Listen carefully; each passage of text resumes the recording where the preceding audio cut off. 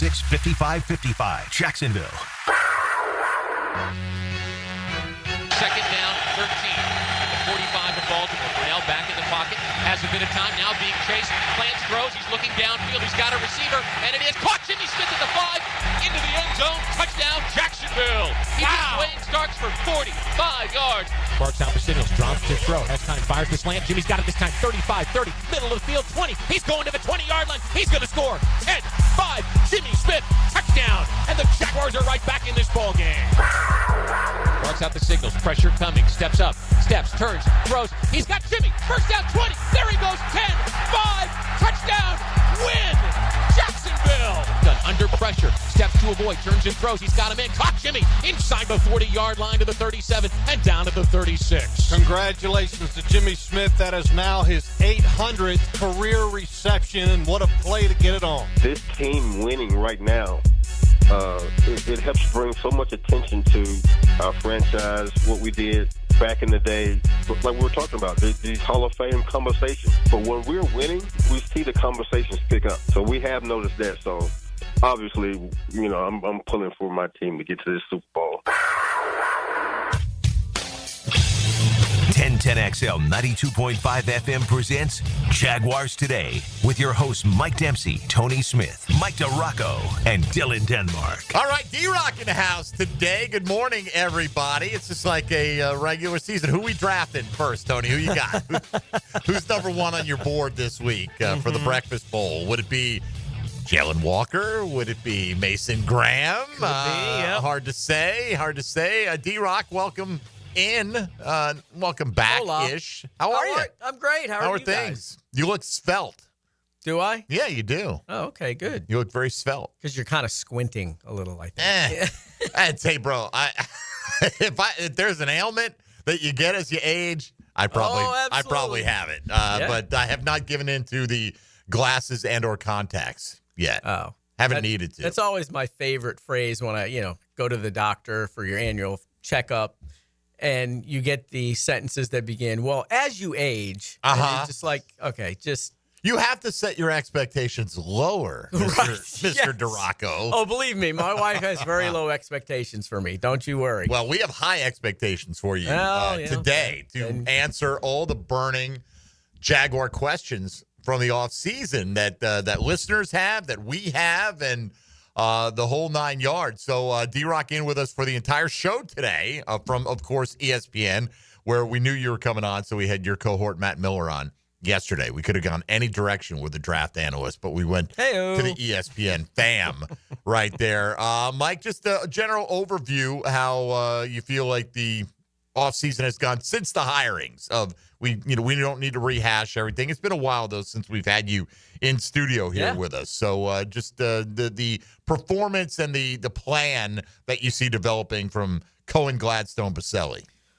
Yeah, I was eager to see what they did in free agency, and the way they did that is sort of is a good indication of how, to me, it's a good indication that this might be this is a rebuild. It's not, okay, we're just a player 2 or 3 away. Now, I do believe they still believe they can win this division in 25 because it's not a good division. It's just not. I mean, and the Texans aren't exactly running away with this division at all. So they've had their personnel issues this offseason. Some curious decisions they've made. Correct. So I do think that, all the talk, we always hear it about the emphasis is on the draft. We're going to build through the draft. And then, you sign Kirk and Ingram and Foye and all that other stuff. But if you look at the guys they brought in, they addressed some needs, and they brought in guys that we're turning them over. In their mind, their plan is we're going to turn these guys over 2 or 3 years, and we will have replaced them. Everything going according to our plan, that's how it'll work. So I feel like they've kind of established that, hey, we've got to rework this roster completely, which, I mean, they're not wrong. But I'm intrigued. I like listening to those guys talk. It's just their approach is so different than anything we're used to hearing here. I mean, for people who have covered the Rams for a while, it's old news and nothing crazy. that's how they operate out there. But I'm just interested in hearing the things they talk about. I read that story in The Athletic from Jordan, who was embedded with the scouting staff and the personnel staff for a year. So I kind of heard some stuff, buckets, putting players in different buckets. Liam Cohen mentioned that the other day down there at the owners' meeting. So I'm really intrigued by just sort of where they're going, the process they're going to take to get there. And we're going to see this offseason, I think, still be significantly different from next offseason because they came in so late in the process. They really basically just had to James Gladstone talked about, he's like, it's easier for me or for one guy or two guys to adjust to what's going on as opposed to having the entire staff adjust to what they want to do. So they're sort of kind of mixing things in here and there. And then next year will be like the full, all right, this is what this organization is going to look like. You come in midstream. You've got to kind of meld it together somehow and hope for the best possible result. We had somebody yesterday, Tone, who questioned whether the Jags were doing the right thing by not taking any top 30 visits, right? That granted, you don't have to use those to learn about. There's so much information available about these guys. There are other places you can meet with them as well, at their pro days, at the combine, at the Senior Bowl, for instance. But his contention was they should be using it as a way to throw people off the scent. Like mix in some guys you're really not that interested in. Do you, Tony, and Mike think that is an issue? I mean, this is something that James Gladstone has taken directly from the Rams. They don't believe in top 30 visits, this current regime, or they don't utilize them, and they feel like you end up giving up more information than you benefit from that. I feel like the draft process, everything gets overwritten, overanalyzed with everything that anyone does, says throughout the entire process. So if the team, and Los Angeles has had a lot of success doing it the way they're doing it, right, where they're not doing the top 30 visits, they scout them, they talk to them whenever they talk to, like they're very comfortable with what their scouting process is, and it's been a relatively successful scouting process compared to the rest of the league. If the Jags can bring that success, I don't care. How many top 30 visits and that kind of thing they bring in. I can understand looking at it and saying, why aren't they doing it just to throw somebody else off? Like, play the strategy game of this. I'm not saying I would be against it if that's the direction they went, but I'm not at all worked up about whether or not they do. I honestly, with this group coming in so late in the process, bringing guys in that they really have no interest in is just a waste of time. Because if you're bringing those guys in, you're going to talk to the head coach, you're going to talk to the position coach, you're going to talk to probably Baselli, you're going to wander them around, you're going to feed them, maybe you take them, it's not just like they come in and go, hey, and then they walk away. You've got to invest some time there. And their time is more valuable at this point. So I understand their reasoning, not bringing people in. But do you think it's a specific timing issue because of the way this offseason played out, that they weren't in place, and didn't and I think that's part of it, but I also think the Rams, their thing is, look, we've been investigating these guys for 2-3 years. Right. We have talked to the people at their schools. We have done background checks on these guys. We have hired private detectives to do, those background checks and take a look and see if there's anything, if something is a red flag, figure out what's going on there. We've seen this stuff on film. That's the way the Rams are. It's like, what are we going to get out of a top 30 visit that we don't already know? And because let's be honest, it's the same thing at the combine. Those guys are training for those visits just as much as they're training for the 40 or the shuttle or whatever, or the bench press. So you're going to get canned answers. You're not going to ask a different or a new or a groundbreaking question that's going to reveal this guy can play and that guy can't. So that's the kind of the way the Rams look at it. So I understand, hey, look, it's going to be Rams East, so that's the way they're going to run it. Now, I'm not saying they won't. There may be some instances where they do bring in some guys in the future. Sure. But I can't see them filling 30 of them the way that they're operating. Look, they're not going to the combine. next year, is the way I understand it. Rams haven't been doing it. Yeah, Snead and McVay weren't at the Combine. Haven't been at the Combine for years. Right. They send some of their scouting people and their staff there. They don't go to the Senior Bowl either. So they send some people there. It's not like the team is blowing it off, but they don't go because they feel like we got to send our people, we got to trust our people, and we've got a mountain of information that we've gathered over the last 2-3 years on these guys anyway. Isn't there some benefit, though, to, like, not taking it to such an extreme? Like, you may have information on somebody, but isn't there some benefit to having a sit-down face-to-face and getting a feel for what that person's makeup is and how they're going to fit into what your vision is for your organization? For me personally, I think yes. But they're looking at it as, we know that now. We know that based on all the research that we've done on these guys. Because you got to remember, especially, Gladstone's coming in. All these guys, he worked on these guys for the last 2-3 years. Yeah. So, and he's bringing all that information that he knows with him. So it's essentially the same thing that the Rams are doing right now. They don't feel like that's going to be good enough or that's going to give them enough information. Me personally, I want to sit down and talk to the guy on a job interview. I mean, but they've got a process and it's worked out in LA. Will it work here? I don't know.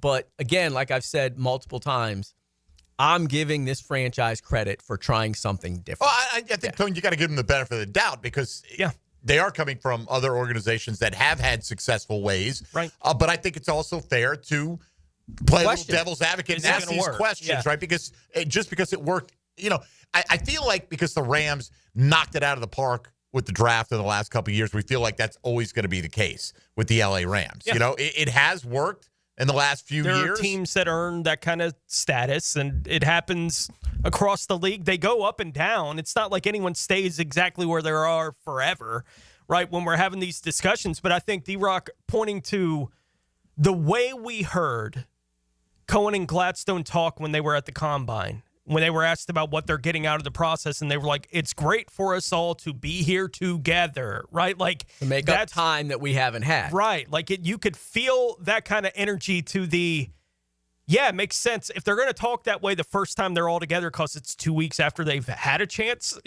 for any of them to be in the same room doing this job, going in the direction, you can understand why this early in the process, whenever we have the opportunity to get everybody together, we're going to. And so you take the circus on the road, for the Combine for this year, but it does feel like next year, no, I don't expect the head coach and the GM to be at the Combine. Like, I just don't expect that. I think it will be like the Rams, it'll be East. Look, in the end, if you win, nobody's going to care what your methodology was. But that's the thing. If you win, right? And so until they've got proof of concept here in Jacksonville, we'll have these kind of questions, I think, being asked. And, if they go out there this year and go 10-7 and win the AFC South and lose in the first round of the playoffs, I think you got to say that's a major step in the right direction. Or put it this: the last couple of weeks are in legitimate contention for the division, not needing 17 things to fall their way to stay that way. Anyway, Mike DiRocco in with us today, so we'll get into the free agents that the Jags have signed, draft strategy from D-Rock's point of view, Trayvon Walker, potential contract extension. At what point in the future does that become more of a front burner issue? We'll get into all that and more with Mike. If you want to get in and talk Jaguar football today, number of ways to do it. 641-1010 on the phone line. Same number for the text line, designed by Lifetime Enclosures. You can hop in the YouTube virtual studio chat, post your thoughts, questions, comments there as well. And on social media at MD_1010XL, at 1010XL Fat Tony, at ESPN DiRocco, and at 1010XL Denmark. Ain't no laws when you're drinking claws, baby. All right, let's get rolling. Jaguars Today, D-Rock in studio on 1010XL 92.5 FM. Jaguars Today from the Renewal by Anderson Custom Windows and Doors Studios. 1010XL takes you inside the program director's office with Dan and Jeff. You call yourselves professionals. The Drill. You all got your heads so far up your butt. Mornings on 1010XL. I have never, ever seen. Jags fans, here's your chance to score a trip to Green Bay for round one of draft night.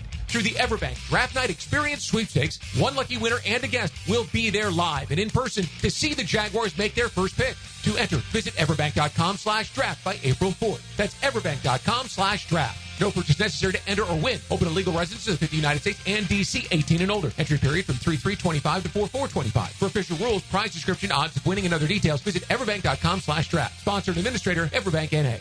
Cool Cats Heating and Cooling. The coolest cats in town. Setting the standard in our hometown. Quality service, the best around. Coolidge is the cat that cares about your heating and about your air. Cool Cats Heating and Cooling. The coolest cats in town. Hey Jacksonville, Lauren here for Big Chief Tire. Tax season is the perfect time to invest in your vehicle. Use your refund to tackle overdue tire replacements, brake repairs, or routine maintenance.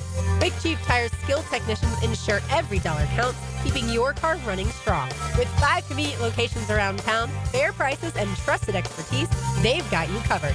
Visit WeKeepJacksRollin.com or call 904-932-0950 to schedule an appointment today.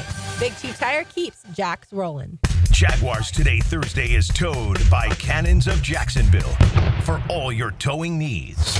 I'm here with Clayton Bromberg of Underwood Jewelers. Clayton, you have told us about buying better quality diamonds, but is there any way to start with a smaller diamond and use it to trade up to a larger diamond later on? Frank, it's interesting you'd ask that because our founder, H.F. Underwood, popularized growing your diamond here in Jacksonville about 50 years ago, and it's something we still do today. When a customer buys an Underwood engagement ring or solitaire diamond pendant or a pair of ear studs, we guarantee they get the price they paid for it on the purchase of any larger diamond. Now, a lot of stores would say, big deal. We do that too, but here's the Underwood difference. We guarantee you get what you paid when you trade in your Underwood diamond, even if you're trading up by only $1. It's not that you have to trade up 2 for 1 like most jewelers ask. There have been literally thousands of people in the Jacksonville area who have taken advantage of our policy, and Underwood still grows a lot of diamonds for a lot of people. Underwood, serving excellence since 1928. In San Marco, Avondale, and the shops of Ponte Vedra. Find out why soccer is the most popular game in the world and spreading fast on the First Coast. On the Sporty Jack Soccer Hour. Join Cole Pepper, Mauricio Ruiz, and Becky Burley as they discuss the latest in the world of soccer. Tuesday nights at 6 on 1010 a.m. Rick Ballou for Carlson Dental. You know, I've been telling you this for quite some time because it's true. I hate going to the dentist, or at least I used to hate going to the dentist. I had total anxiety, and then I tried sedation, light sedation for cleaning and deep sedation as well for cavities and root canals. Folks, it's an incredible experience. So don't be nervous. Don't be scared. Go to carlsondentalgroup.com. That's carlsondentalgroup.com for all of your dental needs. If someone you love needs a pick-me-up, then it's time to get serious about it and send them a Kuhn floral arrangement. JJ here with Sensen XL. You'll be assured of a quality delivery, that's for sure. Log on and order online at kuhnflowers.com. If you're heading to the Og or you're already part of the nation's oldest, don't forget to drop into Sunset Grill. For over 30 years, serving up great chowder, seafood, wings, and cold beer. Sunset Grill, somewhere on A1A, St. Augustine Beach. The best value for golf in Jacksonville remains Cimarron. Totally reestablished with new tee boxes, improved fairways and greens. Also a brand new restaurant with indoor and outdoor settings and live music. Join the Wild One loyalty program online at Cimarron Golf. When's the last time you played Cimarron? Cimarron Golf Club on 210, the Wild One. Thinning or balding hair? Introducing scalp micropigmentation now at IHRS. SMP is a procedure for men and women, looks like your own growing hair, and corrects thinning areas. SMP is perfect for men and women who shave their head and want a full head of hair look. Call IHRS now, 904-777-IHRS, 904-777-4477, or visit hairforme.com today. What could you do with an extra $75,000 right now, or even a couple $100,000? If you own a home, you can get that money in less than a week with Loan Pronto. Hey, Prosser here. Loan Pronto is the leader in quickly converting your home equity into cold, hard cash, so you can pay off all your credit cards or start that home remodel. Loan Pronto has several easy options to let you access the cash from your home. There's virtually no paperwork, no cumbersome process, no junk fees, often no appraisals. Listen, the average homeowner now has over $300,000 in equity. That's your money. Use it. One client got $150,000 out and paid off all their credit cards, 2 car loans, and a personal loan, cutting their monthly expenses by $1,500. You can get approved in as little as 1 day, so act now with no hard credit pull up front. LoanPronto.com or 904-999-1508. Get the money you need for anything at 904-999-1508 or just go to LoanPronto.com. Equal housing lender, NMLS 1661781, subject to lender approval, NMLSconsumeraccess.org. 1010XL is presented by Farah and Farah, exclusive injury law firm of the Jacksonville Jaguars. Protecting you and your family. Call 396-5555. Jacksonville. Jaguars Today on 1010XL. Now D-Rock feels at home. He's got his walk-up music. Is ready to go. Mike DiRocco here with us. If you want to be a part of the program today, if you have questions or comments, Jaguar football related, and you'd like D-Rock to weigh in on those, you're welcome to do that in a variety of ways. 641-1010 being one of the easiest ones. D-Rock, let's see here. I don't know if you can weigh in on this, but I'll ask you because this question came in for you, okay? Can Mike DiRocco speak to how Cohen and Gladstone use technology compared to other staffs? Maybe not other staffs around the league. That I'm not sure how deep your knowledge is on that, but in the past year, some examples. Do they use an electronic playbook? Do they use AI in either their player scouting or team scouting or virtual reality in the mech to get mental reps in, that kind of stuff? Like, how technologically proficient is this organization? Well, I mean, it's state of the art at this point. There are VR rooms in the mech that they use. And like the electronic play, everybody's using that. That's sort of like baseline at this point. I mean, they're using the tablets on the sideline. Mm-hmm. There's no more coaches flipping those printed photos and stuff. Are there 3-ring binder playbooks anymore? Like, or is everything electronic now? You just turn your tablet in when you get cut. They do use 3-ring binders on some stuff, but the players' playbooks. Coach wants to see you. Please bring your electronics. It's all electronic, man. There's no, yeah. Now look, will the coaches sit in their office and doodle around and draw plays and stuff like that? Yeah, absolutely. Will that somehow make it into a notebook? Yeah, but I mean, they're not behind other teams. The interesting thing to me is they have.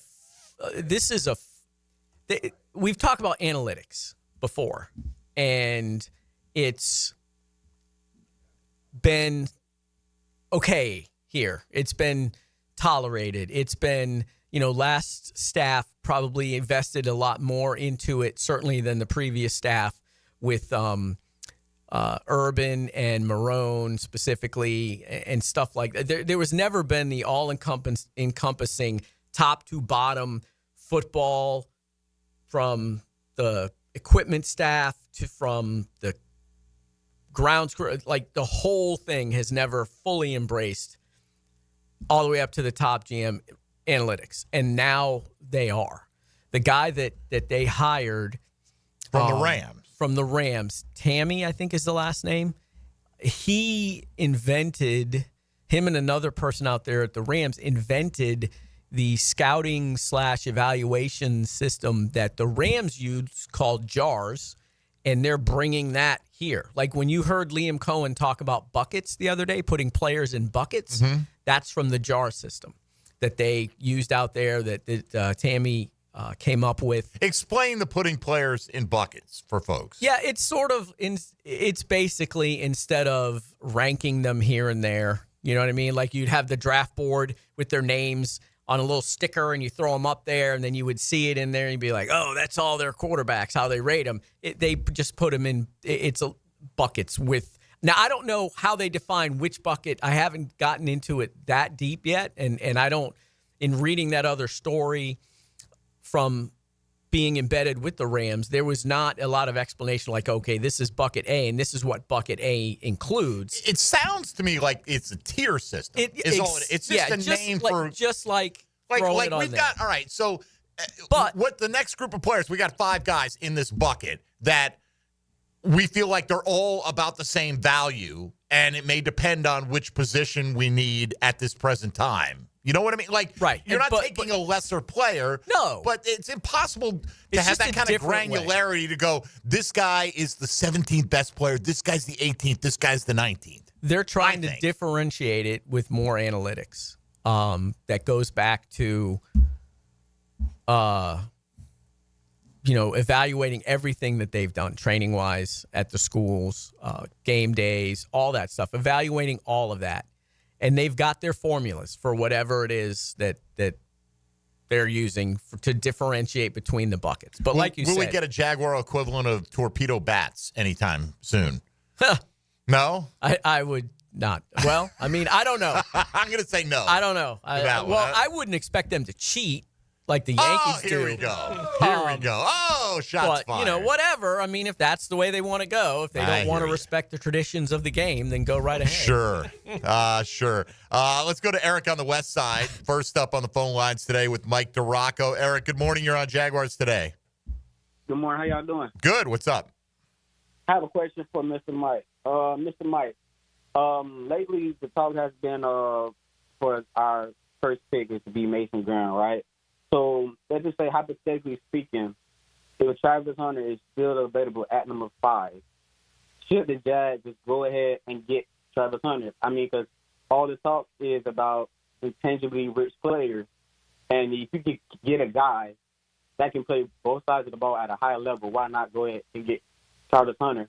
And then my second question would be, it's obvious that we didn't make any big splashes in this free agency, and they want to depend on the rookies. How much is that a risk into trusting these rookies to come in fresh off from college and to be able to contribute at a high level in year one? And those are my 2 questions. All right, appreciate it, Eric. All right, we're going to run out of time to answer both of them before we hit a break. So let's table the Travis Hunter v. Mason Graham thing.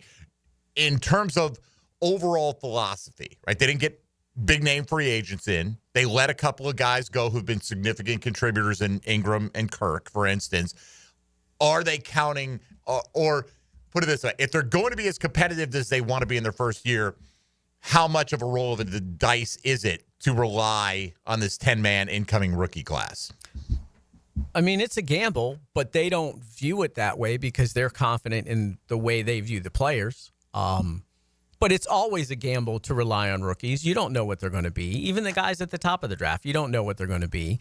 Now, we pretty much can point to a starting lineup on both sides of the ball at this point right now. They could walk out tonight and play a game, and we know pretty much who the starting lineup is.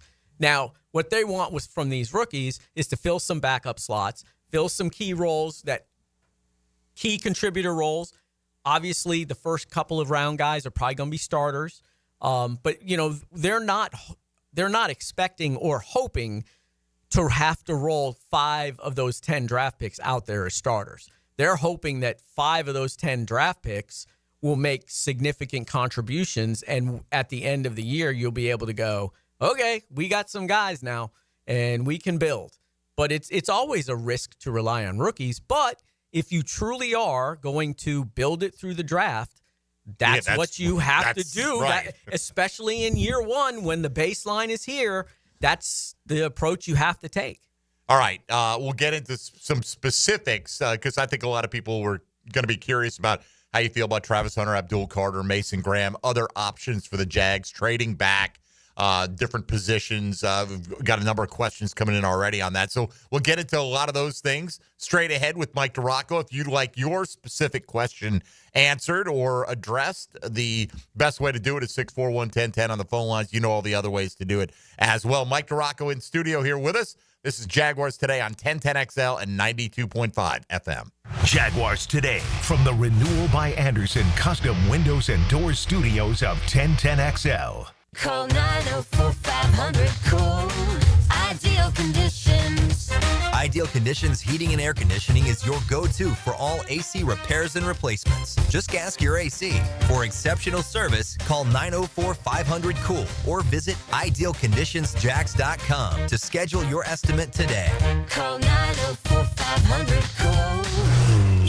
Honk if you see us. Call for service. Ideal Conditions. idealconditionsjax.com. The Frangie Show. We stand for something.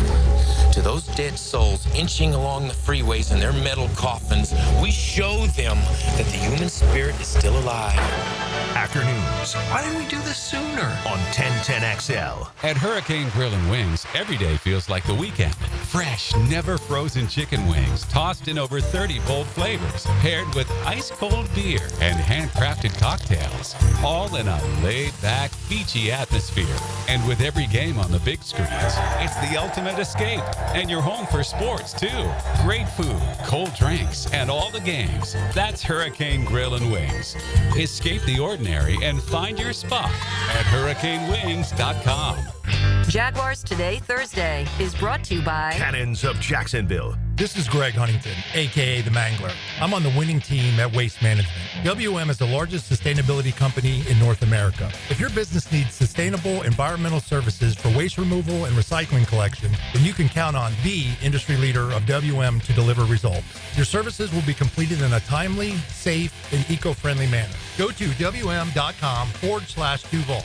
That's WM.com/Duval and get signed up today. If anyone can talk trash, it's the Mangler. Attention skilled electricians. Are you undervalued at your current company? Time to step up to the bigger projects and better opportunities. Join the team at Miller Electric Company, a trusted name in the industry for over 96 years. At Miller, we tackle the biggest projects in the city, offering not just a job, but an experience, top-notch pay, unbeatable benefits, and the best working environments in the business. Please join the team that values your skills and rewards your hard work. Elevate your career to new heights. Apply today at millercareers.com, an equal opportunity employer. Get to know positions and players. The 1010XL Ultimate Draft Guide is brought to you by Blue Haven Pools, the #1 pool builder in Jacksonville. Follow rankings and roundtables as the draft takes shape. Go to 1010XL.com/2025 draft guide to get yours. Are you looking for a place to outfit your truck or van? It's Catlin Truck Accessories. For 105 years and 4 generations, Catlin is the name you can count on. This is Keith Catlin, and we know trucks and vans too. From Lear toppers, ladder racks, van shelving, strobe lighting, roll and lock bed covers, and everything in between. If you want quality products and great customer service, there's only one name. It's Catlin. Who can you count on? Count on Catlin. For 105 years, you can count on Catlin. Your Jacksonville Sharks are back and ready to take the field for the 15th anniversary season. The Drive for 5 starts Sunday, April 6th as your Sharks take on the Las Vegas Nighthawks. Ask about special ticket pricing for all you sports teams at jacksharks.com or call 904-621-0700. 904-621-0700. Go Sharks! Prosser here. Sharks football is back. Come celebrate the 15th anniversary season this Sunday, April 6th, as the Sharks take on the Las Vegas Nighthawks in their home opener at the VyStar Veterans Memorial Arena. Already 1-0, the Sharks look to crush Vegas on Pirates and Princesses Night. Have some family fun and break out your best pirate hat or tiara. We're not but humble pirates. For tickets and special pricing for youth sports teams, go to jacksharks.com or call 904-621-0700. That's jacksharks.com or 621-0700.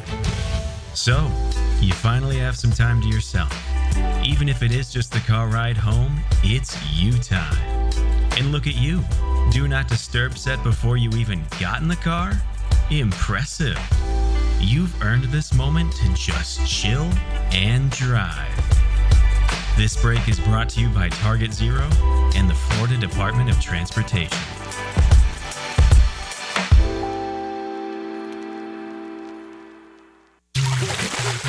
Frank Frangie here for Stanley Pools. If you're dreaming of putting in a pool this year, choosing the right company is the most important decision you'll make. I've trusted Stanley Pools to build my pool, renovate my pool, and maintain my pool. Stanley Pools has been the best in the business since 1988, and they're still family-owned. Call them today at 904-269-7277 or find them online at stanleypoolsfl.com. That's Stanley Pools, a family tradition of fine swimming pools. Your Your tax refund is here. Why not invest in your home? Superior Fence and Rail helps you build value with beautiful, durable fences that boost your home security, privacy, and curb appeal. With expert installation and financing options, turning your yard into an outdoor oasis is easier than ever. Reinvest in your home today with Superior Fence and Rail. When you're on the fence, about a fence, SuperiorFenceandRail.com. Everyone seems to be in a time crunch these days. Well, don't forget you can always count on the cold case at Daly's. Always convenient, always cold. Whether it's the king of beers, Natty Light, Stella, or Cigar City, or Goose Island or Bud Light Seltzer, dash into Daly's and grab one to go. Hi, I'm Mac with Baker Glass. If you've got fogged up windows, let me help. We'll replace them with clear, insulated units that brighten up your home. People say we're fast, friendly, and reliable. Just check out our Google reviews. Call me today. Baker Glass. No one treats you better. 1010XL is presented by Farrah & Farrah, exclusive injury law firm of the Jacksonville Jaguars. Protecting you and your family. Call 396-5555. Jacksonville. Now, more Jaguars Today on 1010XL. D-Rock in the house. Mike DiRocco from ESPN joining us in studio today as we endeavor to have John Shipley in next Thursday. Demetrius Harvey 2 weeks from today. We're 3 weeks out from the first round of the NFL draft. Caller a moment ago wanted to know, D-Rock, your thoughts on what's your wish list for the Jags? If anybody is possible to fall to them, anyone, let's say 4 quarterbacks go off the board first. Right. Whatever the scenario, if player X made it to pick 5, who's the best pick for the Jags? Let's put it this way. If Travis Hunter were sitting there at 5, or for them to take, do you remember, like, way back in the day, I think it was in the 90s, that dude in Colorado who bought a tank and sort of, like, fortified it because he was having this dispute with city government and then just went crazy over the whole town and crushed things and drove. That's how you would be? That's what I imagine Baselli would do with Hunter on the board at 5, just crash through everybody and put that name up there. Okay, see, I wasn't sure if you meant, like, if they drafted Hunter, Tony, then Tony Baselli's going to get mad because they didn't take a big, beefy lineman and go destroy things. I think if Hunter is sitting there at 5, that is their ideal scenario. Well, I get why it would be for Baselli, because Baselli's got to worry about the business side of it. Like, you want to sell tickets. Travis Hunter is the ticket to sell strictly tickets. A football thing. I'm just saying, putting that aside, though, he's got star power, and that's an added benefit.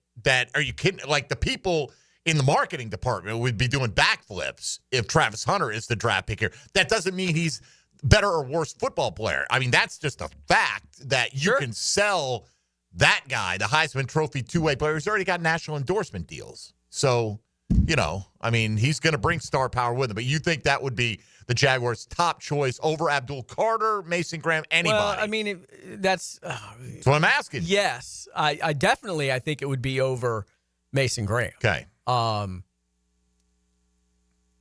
So you don't think the Jaguars fans would be disappointed when the Jags go safe and hit a double instead of swinging for the fences? If Hunter's there, there's no way he's not the pick. Okay. I would be stunned if he's there. And that's all going to depend on what the Patriots do. I think. If we're expecting quarterback, or hoping for that. Right. And then now it's all up to the Patriots. Matt Miller did say, we had him on yesterday, and he had written a couple days ago in his part of a tidbits column kind of thing, what we're hearing, that he had a scout tell him that the worst kept secret in the NFL is the Giants are in love with Shedeur Sanders as a prospect. And, I mean, that is pretty well kept secret because, I mean, if it were true, it would benefit them to not have that out there because someone could jump them to get him if they wanted him, or maybe it would make Cleveland take a harder look, or who knows what. You know what I mean? So then it would come down to the Patriots. Do they go offensive line, or do they go Travis Hunter? They need receiver help, too. They need help. Right, period. sure. That's what I'm saying. Like, it's hard for me. I mean, it's not impossible because NFL teams do value the trenches, and so it's not impossible for me to envision the Patriots saying we can get the best left tackle in this draft. We don't need a gadget player. I mean, I'm just not saying he would be, but that is what you could sell. Well, great. He was a two-way player. He's not going to be that full-time in the pros. How are we going to utilize him? All that. How do you think the Jaguars would utilize Travis Hunter? I think he's going to play both ways, but I think you start him at corner. They would probably start him at corner and give him a package to help out offensively. And then you build. That would be the plan. But then you build based on how he handles it mentally, physically, as you go through camp and the preseason and into the regular season. So that's the way I would expect it, because they don't have another outside corner. I know everyone just assumes, well, Jarian can play outside corner. Yes, he may be able to, but they're not just handing that job to him. He's going to have to compete and win it.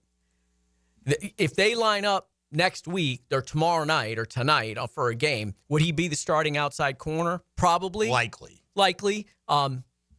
But they're not just handing him that job. He's got to go compete and win that job. So when I look at it that way, I'm like, well, then they're not convinced on that kid.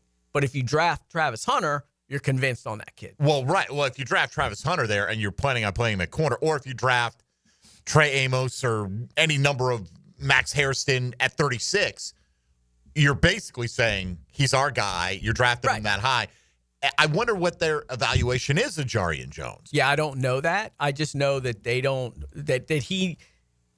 I just know that they aren't just looking at him as like automatically our guy. Obviously. Gotta compete and see what he can do. If they draft a guy and Jarian Jones turns out to compete and win the job in camp, that's probably really good for them, because you've got a guy that you really, really loved and a guy who worked his butt off, and now all of a sudden you've got three corners that you can mix and match with if you have to. And let's be honest. Tyson Campbell got to prove he can stay healthy. So that wouldn't necessarily be a bad thing. I'm not saying it would be a bad thing, but initially, like I find it hard to believe, Tone, if the Jags invest even third-round capital in a corner, that guy's not seen as foot-in-the-door starter. I agree. Yes, he's got to go out there and show that, but I think he comes in with an advantage. Same round as Jarian Jones, but we took him as opposed to there is something to that for sure. Oh, there's no doubt in my mind that if he goes in one of those top 90 selections overall, the Jags have 4 of them. If they take a corner, that guy gets at least the edge to start opening day. All right, so D-Rock, let's say it's chalkier than that, okay, at the top of the draft. And it's Cam Ward, and it's Abdul Carter, and it's Travis Hunter, definitely off the board. And maybe a quarterback or maybe an offensive lineman. All right, a possible Mason Graham could be in the top 4 as well. If Carter and Hunter are off the board, what are your top 2 or 3 options for the Jags? Like stick and pick a particular player. Obviously, trade down can be attractive if you get the right one. What's the range you want to stay in? Who's on your board? Who are you hoping they're looking at 5? I would think it's a trench guy there. It's the offensive tackle. It's Mason Graham. I don't think they sit at 5 and take Genty. But boy, that would be can make an argument though. Yes, right? It would be very intriguing. He's going to touch it 320 times. Yeah, right. And he is a beast. And I wrote about it in my story today. They need offensive playmakers. How many do they have? Absolutely 1. 1.5. Who's the half? I would say ETN has done it before. Needs to prove he can continue to do it. Half. Okay. They probably believe they've got 2.5 because they've obviously invested in Diami Brown. So I hope they're not looking at it like that. I hope they're looking at it like, come in and show us that you can be one of those. But I mean, I get. Yeah, but you sign him thinking, yeah, he's going to do that. Okay. So they probably view it as 2.5, 3. Got to have playmakers, and this is probably ETN's last year. So at some point, now it's a deep running back class. That's the thing. Like, I don't know how, none of us know how they view it as, like, it's supposed to be a deep defensive tackle class. It's supposed to be a deep running back class. But there is a clear delineation of the top guy at each of those spots. And are you okay with taking the top running back at 5 overall Or is it okay if you address another need, you take the top defensive tackle, which is a bigger weakness for you?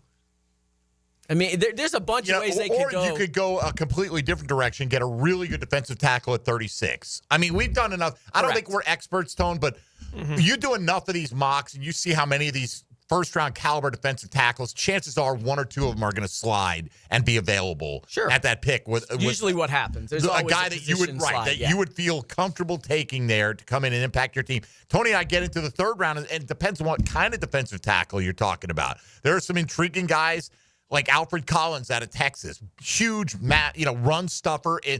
I could argue that they need that more than they need the penetrating three technique very easily. I'm not saying that guy couldn't be like Mason Graham if they draft him. It's not like Eric Armstead's here for the long term, but I do think, at least for me, I'd like to see what Mason Smith can bring to the table. But you could draft defensive tackle in round 2. You could draft running back in round 4 and still come away with future starters. That's kind of where it's funny with the needs that we're talking about for the team. I don't think the draft class at corner is particularly deep. I think if you're going to get one that's going to be any kind of impact for you, it has to be in those first 4 picks they have if they're going to prioritize that. I think edge, you can find a bunch of guys. Like, it's a deep draft class at edge. It's a deep draft class at defensive tackle.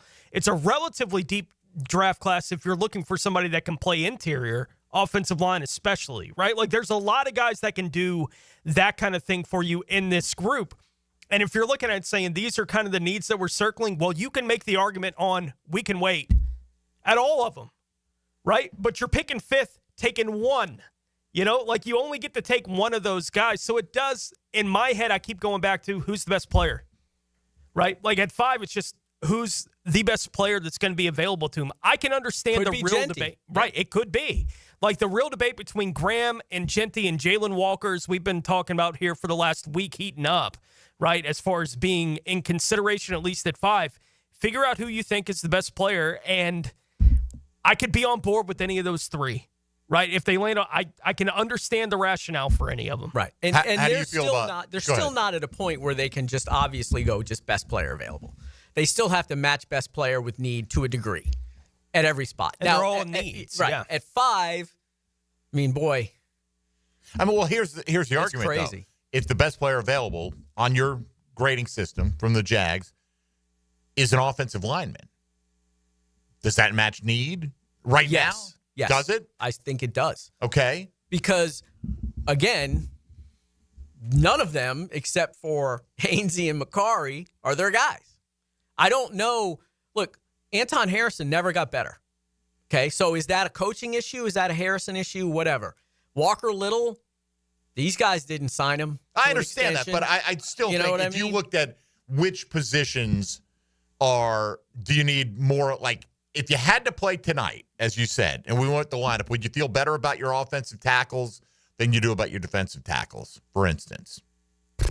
Probably, because I've seen more of those. So, but it's not like it's not the a offensive need. tackles have been great. No. I'm not saying that, but I'm saying relative to each other, I don't think it's as big a need.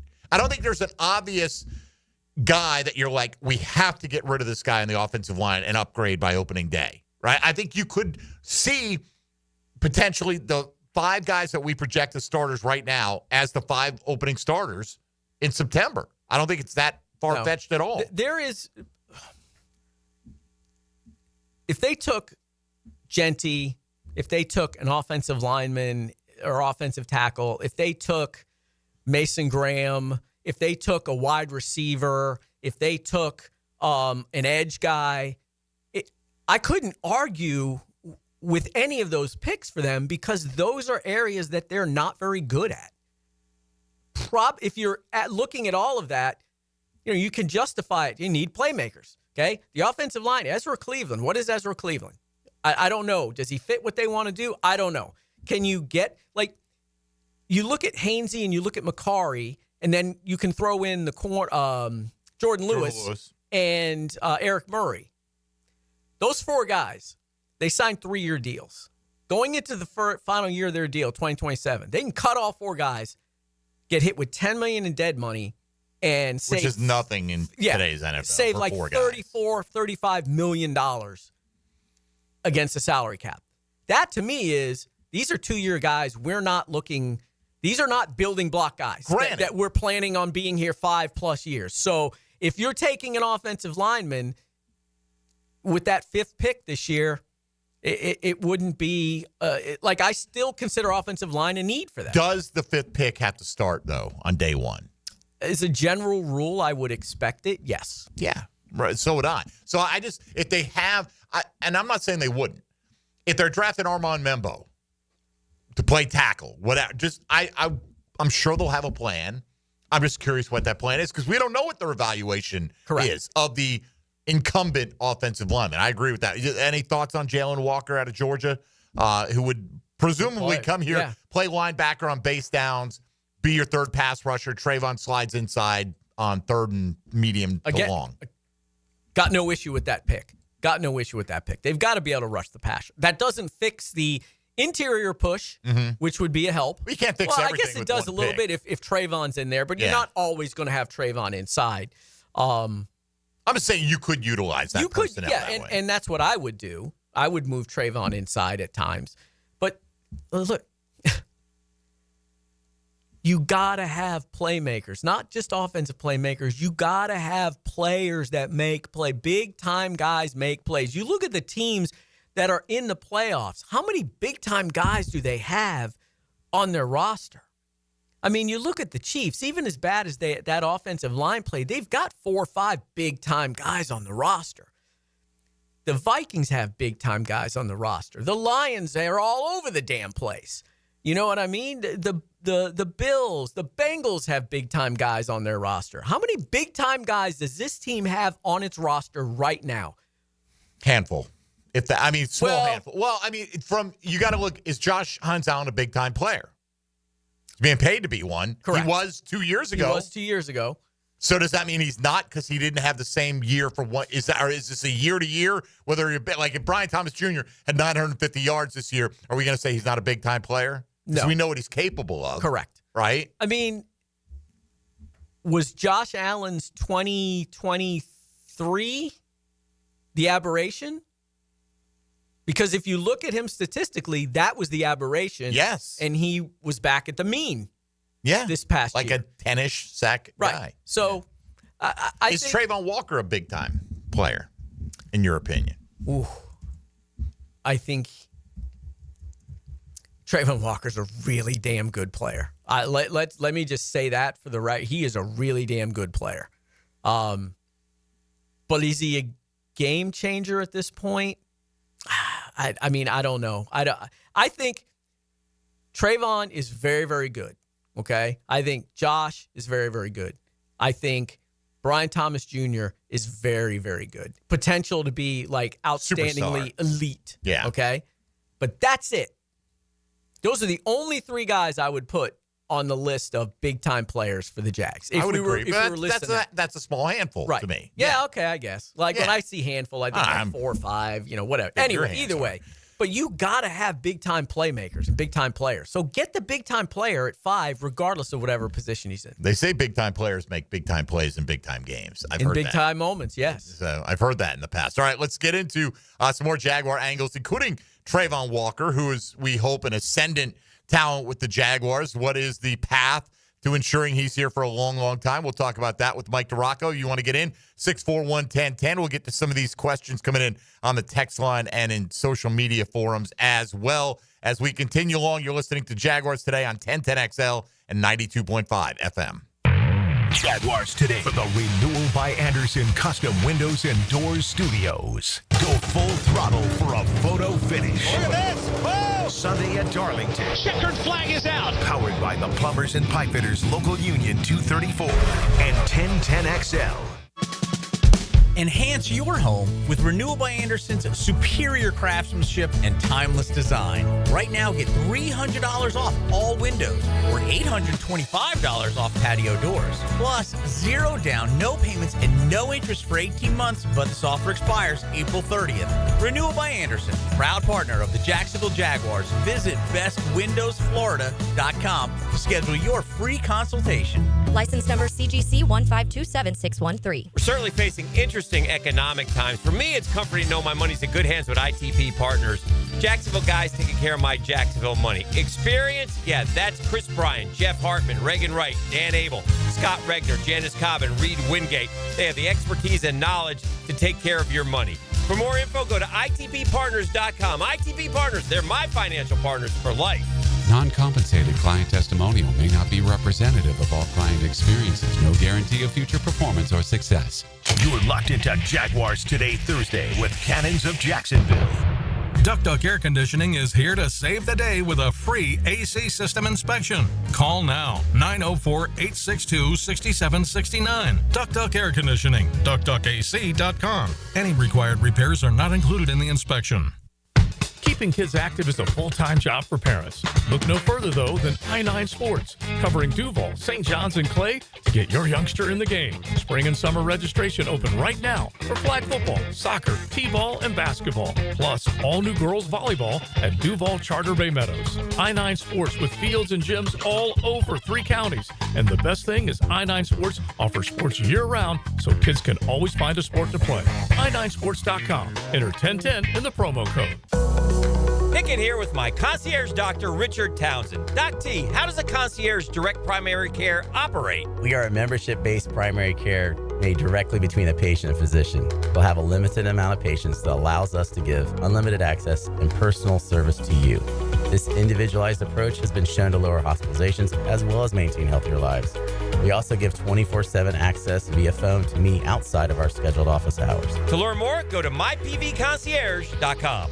$5,000. That's the average amount of money people in the U.S. are now spending on gas in a year. $5,000. That's crazy. If you drive, you have to download Upside, the free app that gives you cash back every time you get gas. That's right. You can earn real cash back with Upside just by buying the gas you're already buying. You can literally start earning cash back today. I use Upside every time I fill up, and I've already made around $300. You're putting gas in your car anyway. Why not get real cash back? If you like free money, download Upside. I'm saving the cash I earn from using Upside to help pay for a vacation later this year. Download the free Upside app now to earn cash back every time you buy gas. Use promo code REDEEM to get an extra 25 cents per gallon on your first tank. You can cash out anytime right to your bank, PayPal, or a gift card for Amazon and other brands. Just download the free Upside app and use promo code REDEEM for a 25 cents per gallon bonus on your first tank. That's code REDEEM for a 25 cents per gallon bonus.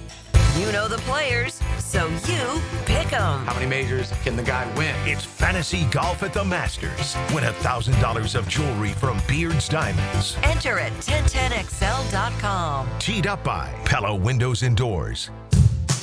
Daly's Dash is not only your Jaguars game day stop, but a great place to grab a meal any day of the week. To honor the Jags and the fans, we've crafted the Duval sub. The Duval comes with freshly sliced turkey, ham, melted cheddar, and habanero jack cheese, topped with crisp lettuce, fresh tomatoes, and a double portion of our secret sauce, all served on a fresh roll. Come by your local's Daly's Dash today to get your delicious Duval sub. Daly's is the official convenience store sponsor of the Jacksonville Jaguars. Home of the Jaguars. WJXL AM Jacksonville Beach. WJXL FM Jacksonville Beach. This is Hayes Carline for Kingfish Pest Control. Mosquito season is upon us, but don't let them take over. The secret to a bite-free yard is starting today with Kingfish Pest Control. Their 3-step mosquito defense process stops them before they can spread. Eliminate breeding areas, build a protective barrier around your yard, and monthly treatments to keep them away all season long. The earlier you start, the fewer mosquitoes you'll have to fight. Don't let those suckers ruin your outdoor fun. Call Kingfish Pest Control, proud partner of the Jacksonville Jaguars. I'm with Greg from Cycles of Jacksonville, and there's so many cool products that are on the line at Cycles of Jacksonville. Showroom is Atlantic and Regency, and we're talking, Greg, you've got from any level of price point, the experienced rider to the inexperienced on-road, off-road. We've got it. We've got ATVs, we've got motorcycles, we've got scooters, we even have the new Honda boats. We've got something for everyone. Don't forget about the boat line from Honda. It's all right there, waiting for you. Atlantic and Regency or Cycles of Jacksonville's Facebook page. Pickett here for About 9 Associates, where you'll find Jacksonville's most esteemed eye doctors at each of their locations. After being selected for one of the most competitive ophthalmology fellowships in the world, Dr. Frank Bowden is frequently called upon for his expert opinion. He is currently one of the few cornea and external disease specialists in the area and the founder of Bow 9. Visit Bow 9 Associates today and experience the difference. Bow 9 Associates, keeping the First Coast focused. Collisions happen on every play in football. Collisions also happen every day on the road. If you need auto body repair, from a $30 job to a $30,000 job, trust San Jose Collision in Mandarin. This is Molly McDonald with your 1010XL local sports update. James Gladstone, the Jacksonville Jaguars' new general manager, has expressed a strong collaborative relationship with head coach Liam Cohen. Their prior experience with the Los Angeles Rams has brought a shared vision and understanding to which they are bringing to the Jaguars. Gladstone spoke with Jags senior writer John Ogier on what he admires most about Cohen's perspective. You know, his ability to connect with people and players in particular, it really stands out, as well as his, ability to adapt scheme to player skill sets. It's something that I really respect. It's something that I think is going to give us a real notable edge here into the future, and a vantage point that is integral to our operation and our process to date. And really looking forward to see some of the conversations that we've been having so far come to life with real decisions here soon. James Gladstone with Jags senior writer John Ogier. It's 81 degrees at 11 o'clock. Time in Temp brought to you by Bueller Air and Plumbing. Stay cooler with Bueller.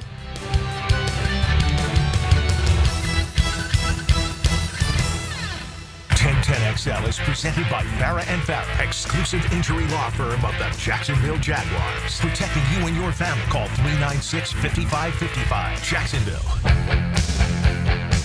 Everything you need to know about the Jags. Jaguars Today on 1010XL. All right, on the text line designed by Lifetime Enclosures, got a few here. One, Josh Hines-Allen had one good season in a contract year. Stop drooling, Mike. If you are going to have a conversation about who the elite players are on this team and you don't bring up Josh Hines-Allen's name in the context of the conversation, then you're simply either uninformed or not doing your job. One of the two. And if you can't understand the nuances of that, maybe this isn't for you out there on the text line. Nuance is very hard. I mean, it's not that, like, is it, if you're going to ask who are the big-time players, yes, Brian Thomas Jr. would go to immediately. Yeah.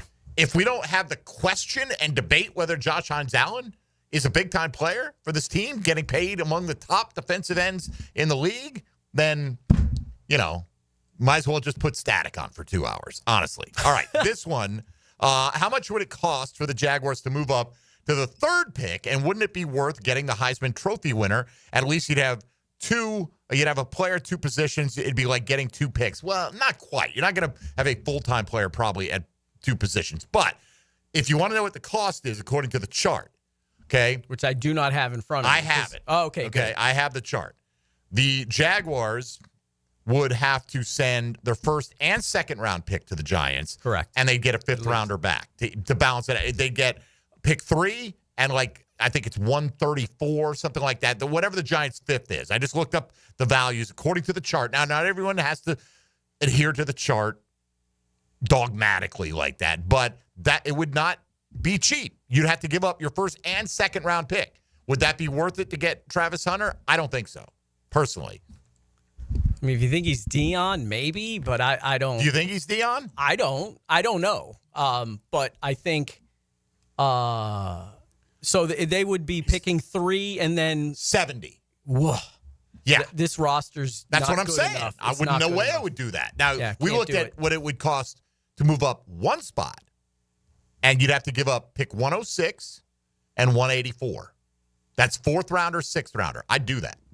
If I were the Patriots and I was 100% locked in on one of those offensive linemen and Carter or Hunter was there, I'd take it. I would call James Gladstone and be like, hey, want to come up a spot? Hey. Absolutely. Yeah. Right. Or I'd call the Raiders and go, hey, want to come up 2 spots? But See the what we got? the chart value works out exactly to the point for the Jags to move up that one spot, give up the 106th pick and the 184th pick, which they own. So they'd still have the 2/3. They'd have 36. Right? They'd have 2/3. They still have 1/4, but their earlier fourth would be gone.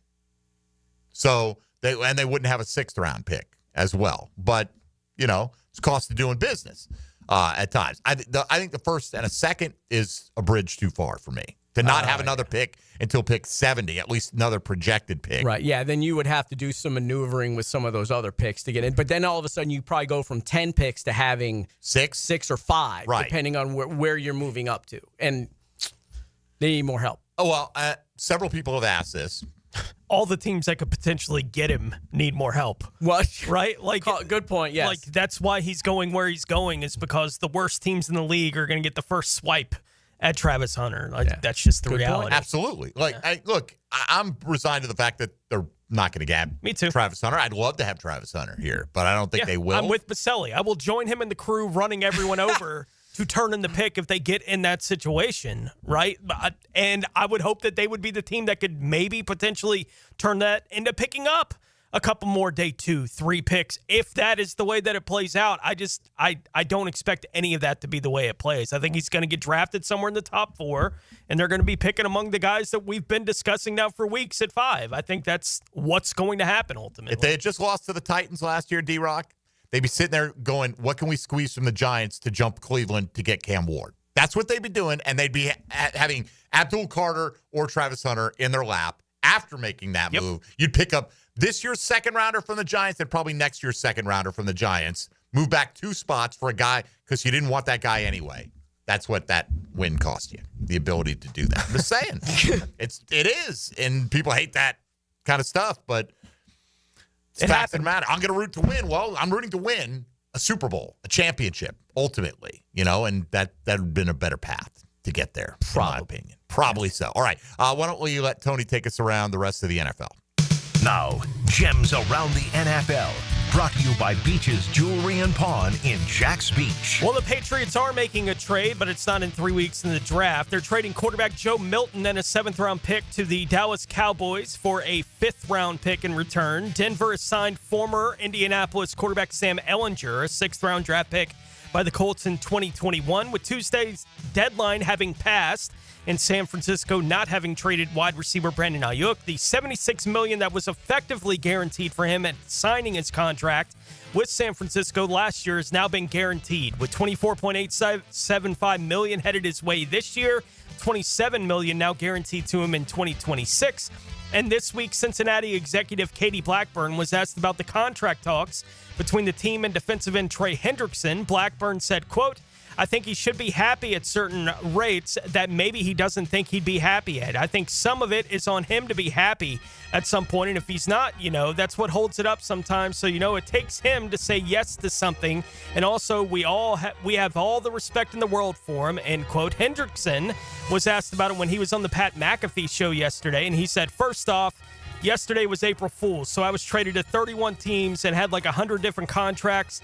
The one thing I was hoping for was an April Fool's joke was those comments. I called my agent, found out it was not, and that was a little disappointing because the communication has been poor over the last couple of months. Yeah, Tony, I don't know what kind of car you have, what year it is. I'll give you $10 for it right now. And if you don't take that, if you're not happy with that, that's on you. At some point, you're responsible for your own happiness. I mean, look, I've heard his comments. I saw what he said on Pat McAfee yesterday, and he's like, they basically lied to me. They said, go out and produce again like you've been doing. He's had the most sacks in the league for the last 2 years, and you're going to get rewarded. Oh, you've done it twice. It's got to be a third time. I know. It's always going to be something, but whatever. That's their problem. The Joe Milton deal, none of us could believe it when we heard about it on the break a couple of segments ago.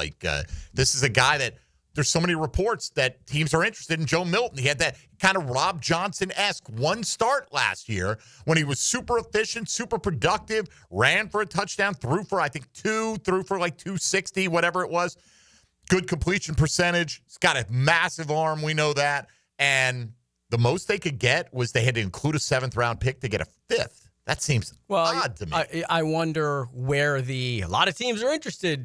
Reports come from. That's true. That's a great point. No question about it. But it did seem like reasonable that teams would be interested in that. Here's the guy. I mean, Rob Johnson, the Jags parlayed one start out of that guy. He was a 4th-round pick. It wasn't like he was a 1st-rounder languishing behind a Hall of Famer. It's crazy. But never forget Matt Flynn. Matt Flynn. 6 touchdowns.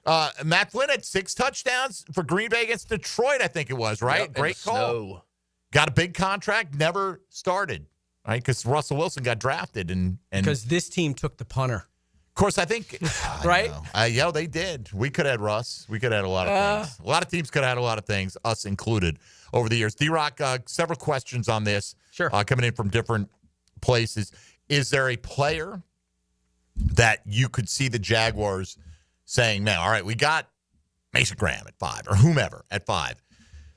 We'd love to get that fifth-year option available to us on one more player. Let's trade up from 36 into the first round. Is there a player or position that you think could entice the Jaguars to jump up and have 2 first-round selections this year? Ooh.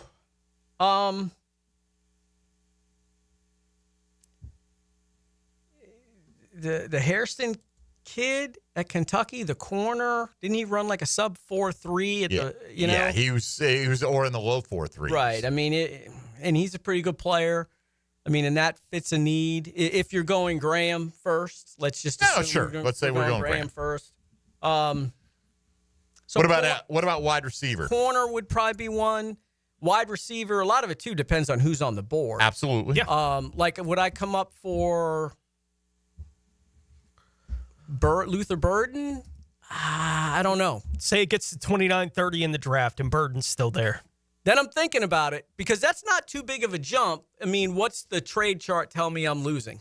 By the way, Harrison 4.28 in the 40. Okay, so that's sub 4.3, and he's a good player too. Where are we moving from 36 to where? He said 29. 29. 29. All right, let's say 30. Okay, pick 30. Buffalo Bills have picked 30. Okay. We need to make up 80 points. Ooh. All right. Well, it sounds like a lot. The Jags pick is worth 540. The Bills pick is worth 620. So let's scroll down till we hit the 80-point range. Pick 106 is worth 82 points. That's the Jags' first fourth-round selection. So basically, a fair trade, according to the chart, would be 36 and your first fourth-rounder to jump up to the low first round. And you still have another fourth-round pick and 2/3. Right. Yep. On top of that. I'd at least talk about it. Yeah, I think so, right? Yeah. Like, I don't know if there's – I wonder if they go right. I think you're right. Line at right. 5. I think you're right that it has to be a player falls to that at a position that they feel like they want to make it a priority right now, right? And I think it has to be in that kind of 29-30 range for it to be realistic that the Jags would be interested in jumping back in, but doing the mental stuff, which is all we can do right now of, okay, let's say you do want to have one of these wide receivers. Well, if one of them is still there and the Bills are on the clock at 30, am I willing to give up a fourth-round pick to make that move? Yeah. Yeah, and the Bills probably not in the wide receiver market. They drafted Keon Coleman. Right. They signed Joshua Palmer this offseason. I mean, Shakir got a new deal, so they're probably okay at wide receiver in their eyes. They almost made the damn Super Bowl with those guys. At least not to the degree where they would feel the need to spend a late first-round pick on one. Like, I wouldn't come up for a guard for any of the interior offensive linemen. I'm not doing that. I'm not coming back in the first round for an interior offensive lineman. One of the edge rushers falls a little bit more. And we all say it's got to be a premium position, I think. It's deep at defensive tackle, but what if you just love one of these guys more than the others? Like Derek Harmon out of Oregon, right? Often mocked to go around pick 20. Okay, what if he all of a sudden is slid a little further because teams prioritize other positions or whatever? So you think they'd be open to it at least? Oh, yeah, I would. I don't think they're ruling anything out at this point. Up or down. Up or down. I mean, when you got the most picks in the league at 10, that's a lot of flexibility. Now, like I said, it just depends on who is there and where they rank in their stuff. I mean, I'm not trying to cop out here, but do I think they'd trade up for X player? I don't know. But would I do it? I would consider it. What is there a top of the list position that they didn't address at 5 that you think would be the most attractive to you to make a move? If they don't address it at 5, then I would think defensive tackle might be. Okay. I still think corner, depending on who's available and who's around, I still think corner's an issue. Because, again, Jordan Lewis, you're probably signing him 25 and 26, and then you're cutting him. And he's your nickel anyway. He's not going to play outside. Exactly. Would I come in at safety? I don't. That's Depend on the guy. Yeah, that's a good one too because we know Murray's a starter and the other starter's Savage / Wingard maybe. Maybe. Maybe Antonio Johnson. We don't know what they think of him. But that's an unsettled position there that in 2 years you probably have to needs to be remade. So maybe safety. I don't know. All right. Other side of the coin, think about this one on the break a little bit. Good question was asked that who among the current guys on the roster do you think are the strongest candidates to be traded elsewhere during the draft or maybe shortly after if they address that position in the draft? So think about that, and we'll go through some of those names who, maybe should rent, not buy in the near term. Jaguars Today, Mike DiRocco in studio with us, Tony Smith, Dylan Denmark, Mike Dempsey on 1010XL and 92.5 FM. Jaguars Today. For the Renewal by Anderson Custom Windows and Doors Studios at 1010XL. This is the playmaker and 3-time Super Bowl champion, Michael Irvin. And you are listening to 1010XL, Jacksonville Sports Superstation. Are you thinking about a pool for your home? Blue Haven Pools is Jacksonville's largest pool builder. They've built pools for over 20,000 satisfied families since 2000. It's never been easier to design the perfect pool for your home, family, and budget. Call Blue Haven Pools today at 904-620-0090 to get a free in-home estimate for your in-ground pool, or visit bluehaven.com. Don't let another summer pass by without a pool. Join thousands of happy Jacksonville pool owners in a Blue Haven pool. So, you finally have some time to yourself. Even if it is just the car ride home, it's you time. And look at you. Do not disturb set before you even got in the car? Impressive. You've earned this moment to just chill and drive. This break is brought to you by Target Zero and the Florida Department of Transportation.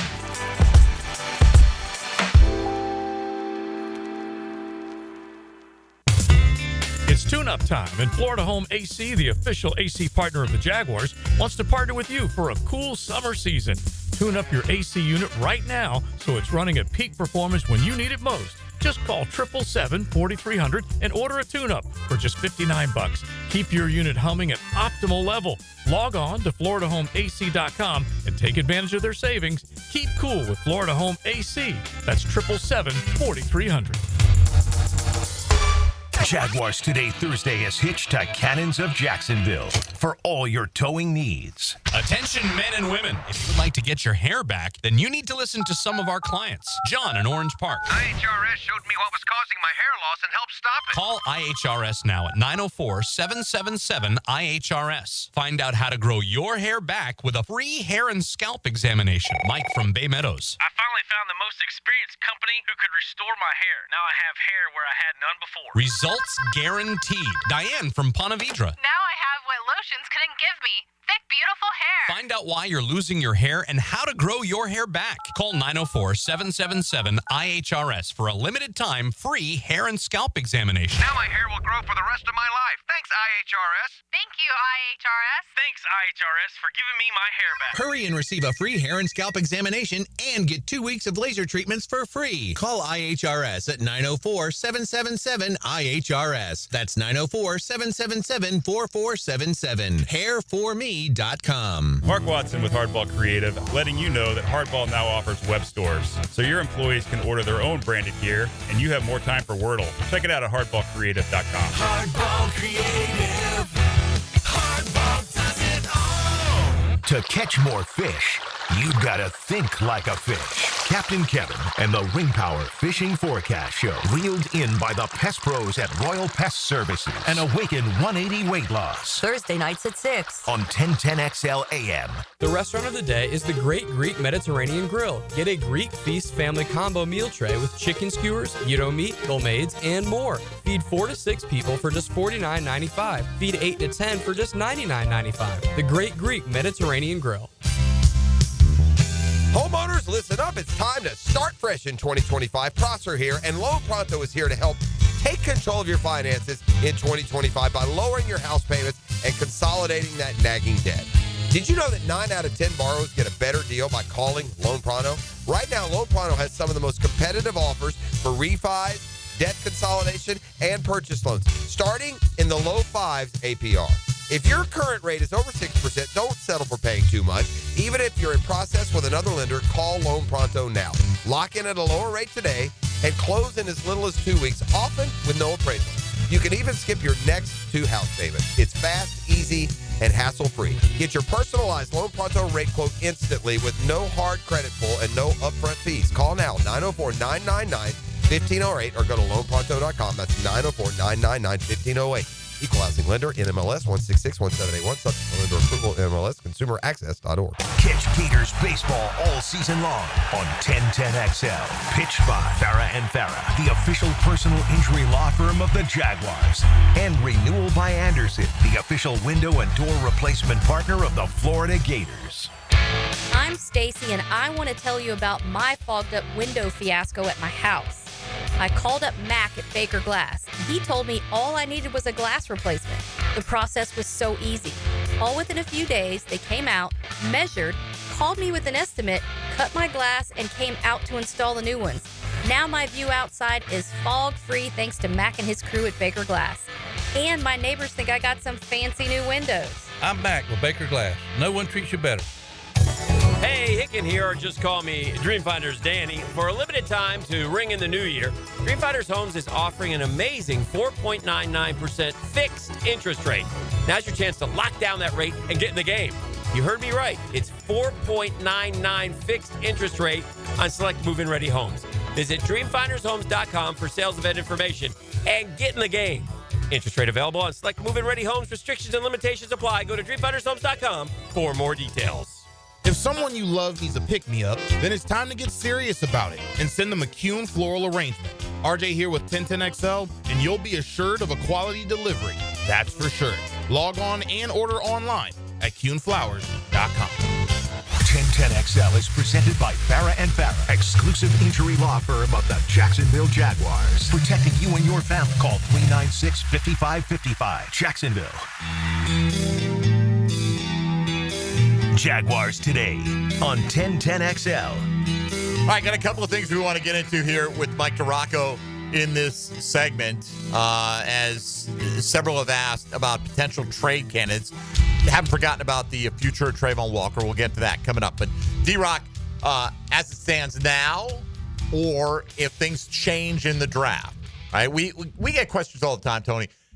I think comments. I think they're going to trade ETN. He's a candidate to be traded, right? Maybe. Not uncommon. He's going to the last year of his deal. Doesn't have an extension beyond this year. And it's a deep running back class. You can reset your price point if you want to. Or if you're going to go for one of the big ones like Ashton Genty, you've made Travis Etienne not a huge part of your football team in terms of usage. So whether it's Etienne or anybody else, who are the candidates do you think that we should be at least keeping an eye on? So we're assuming that they addressed this position in the draft. Well, I mean, let's assume, if it took that, because like for instance, we know they can draft wide receiver at 5. They're not trading Brian Thomas. Correct. Right. I mean, so there's certain guys that are just not going to go. Other guys wouldn't have any market. So who are the guys that could have a market that under the right circumstances you could see them moving off of? Possibly Walker Little, because I looked at the numbers. My first thought would be, well, they could get rid of Ezra Cleveland, but the numbers don't work out in terms of the dead cap money, and then they're not saving anything. But with Walker, I mean, you save, 6.5 in cap, and just if they go Campbell at 5, then.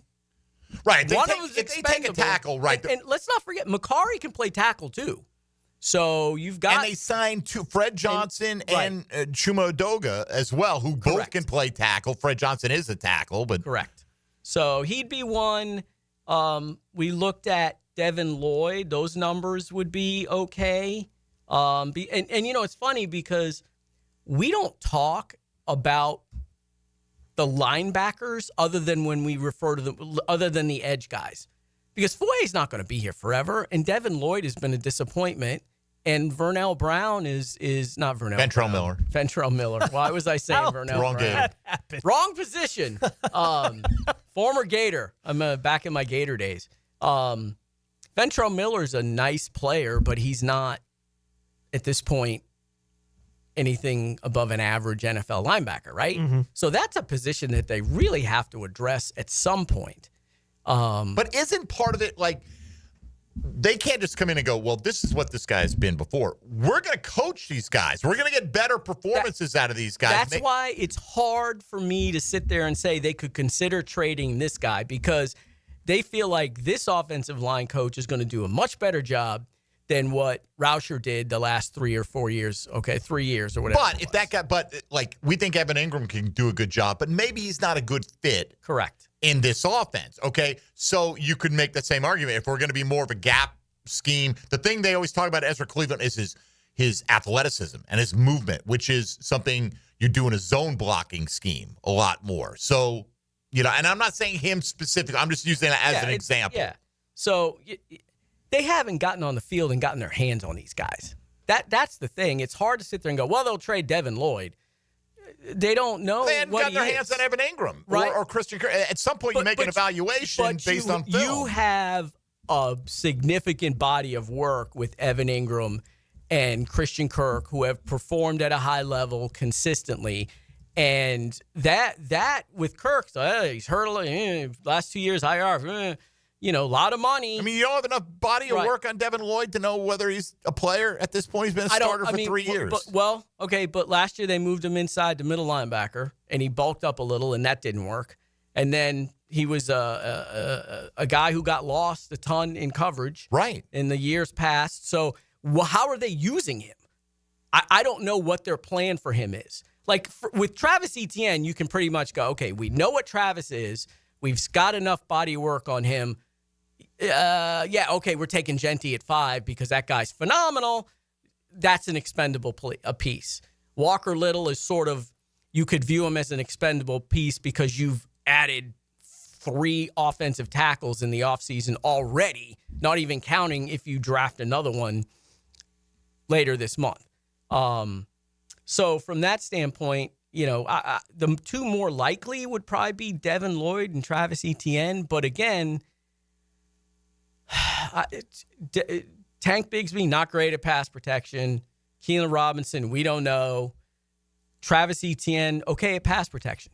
Okay? Now you're getting rid of we got to protect Trevor. That's an unappreciated skill that we don't really talk about when we're talking about protecting Trevor. The back's got to help. And I know that if I'm the Jags, I've seen enough, I think, from Travis Etienne to know that he's the best guy in pass protection we have as a back. Let me just add, just because you asked about Ashton Genty and pass protection, I just thought, let me Google. Yeah, I don't know if he is or not. I don't know what his rep is on that. Here's back-to-back reports on Ashton Genty. Okay. Tony knows where this is headed. I do. Is it bad? Am I in trouble? First one. Coupled with his advanced pass protection skills, Genty profiles as the quintessential modern 3-down back. Advanced pass protection skills. That's great. That's now impressive. Flip the script. The next one. Genty is a willing and competitive pass protector, but his technique needs refining. His hands and punches can be sloppy. So that's what I would expect out of every single running back coming into the NFL, because none of them have to pass block in college. So I don't know how you can say he's got advanced pass protection skills. All he did was touch the damn ball at Boise State. All right, let's move off of He touched everyone he was supposed to touch in pass protection. He did, which was no one, right? 0 out of 0. So, I don't know. Trayvon Walker, what does the future look like here in Jacksonville in terms of the path to him eventually staying here longer? What I would expect is there's too much going on with this staff right now, the regime right now, to work on any kind of an extension. They're still trying to figure out the draft, still trying to get the staff, on the same page on everything, still evaluating players, blah, blah, blah, all that stuff. Then you got the rookie minicamp coming, and then OTAs, and oh, by the way, off-season conditioning program starting next week. There's just too much going on for anything to be done with him now. So what I expect, they pick up the 5th-year option, and then as we get into the off-season after OTAs and maybe the minicamp, that's at the point when you start thinking about talking to him about a contract extension, seriously negotiating about a contract extension. Okay. That would be my expectation as the way it's going to work out. You can't let Trayvon Walker out of the building. No, but you also, there's no rush. There isn't. Right? I mean, he's under contract this year. You pick up his 5th-year option. He'll be under contract next year. You can always go the franchise tag route if you wanted to. I know you don't necessarily want to, because then that begins the starting point for negotiations. But if you wait a couple of years anyway, that number is going to balloon. So there's a benefit. Like, there's no rush, but there is a downside to waiting. Right. It's the same argument with Trevor that people made with Trevor. It'll be cheaper now to do it than it would be 2 or 3 years from now. Absolutely. Yes. But that's the way I expect it to If you're out. definitely going to do it, if you're convinced that that guy's part of your future. The Jaguars made that gamble on Trevor Lawrence. Yep. And I don't think that Liam Cohen and James Gladstone are here unless they bought into that gamble. You know, because Trevor's not Without going question. anywhere. Yeah, right? because like the owner loves him. And there's no and the contract. The contract is it is what it is. So you wouldn't take this job if you didn't at least have some belief that Trevor is, could be a top 10 quarterback. And oh, by the way, once I get my hands on him, he's going to be elite. That's the way that you would be thinking if you're Liam Cohen. All right.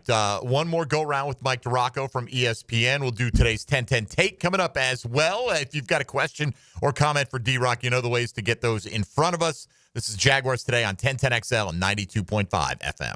Share your life with 1010XL. Follow us on Twitter, Facebook, and Instagram. Oh, wait. I'm going to take a picture and post it on Facebook. What? Hashtag 1010XL. Jaguars Today. From the Renewal by Anderson Custom Windows and Doors Studios of 1010XL. At Diamonds Direct, our experts go the extra mile to ensure you have the tools to say I do with absolute confidence. Our promise to you is a completely risk-free shopping experience rooted in transparency, education, and integrity. No pressure, no intimidation, just clarity and confidence in your purchase. But we're about more than just price. Everything is backed by our exclusive guarantees. Put our tools to the test against any competitor, and our expert staff will ensure you get the very best overall value and unforgettable experience. Learn more at diamondsdirect.com. Diamonds Direct, your love, our passion. A lot of companies will tell you they're the best. At Custom Tree Surgeons, they show you every time. Custom Tree Surgeons has built an all-pro team. Every tree service professional has years of experience, continually trained and certified. They know what, when, and how to handle any job. It gets done efficiently and quickly by a team of experts. So for tree trimming, removal, stump grinding, and emergency services, forget any name other than Custom Tree Surgeons. There is no job they can't do better. Go to website CustomTreeSurgeons.com. That's CustomTreeSurgeons.com, and let them show you how the job is supposed to get done.